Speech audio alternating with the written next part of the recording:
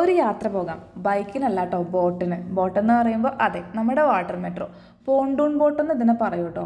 Water metro service തുടങ്ങിയിട്ട് കുറേ നാളായെങ്കിലും ഇപ്പോഴാണ് അതൊന്ന് എക്സ്പീരിയൻസ് ചെയ്യാനുള്ളൊരു അവസരം കിട്ടിയത്. വൈറ്റിൽ നിന്ന് കാക്കനാടിക്കായിരുന്നു ടിക്കറ്റ്. ഞങ്ങൾ കയറിയ സമയത്തിൻ്റെ ആണോന്ന് അറിയില്ല, ഞങ്ങളും ഒരു ഫാമിലിയും മാത്രമേ ഉണ്ടായിരുന്നുള്ളൂ. അതുകൊണ്ട് തന്നെ വലിയ ബഹളമൊന്നും ഇല്ലാണ്ട് സ്വസ്ഥമായിട്ട് കാഴ്ച കണ്ട് യാത്ര ചെയ്യാൻ പറ്റി. അടിപൊളി ഒരു എക്സ്പീരിയൻസ് ആയിരുന്നു. എൻ്റെ ഒരു എക്സ്പെക്റ്റേഷനിൽ ഞാൻ നോർമൽ ഒരു ബോട്ടിൽ കയറണ പോലെ ആയിരിക്കും എന്നാണ് വിചാരിച്ചത്. പക്ഷേ അങ്ങനെയല്ല, നമ്മൾ വെള്ളത്തിൽ കൂടെ പോവുകയാണെന്നുള്ളൊരു ഫീലേ ഉണ്ടാവില്ല.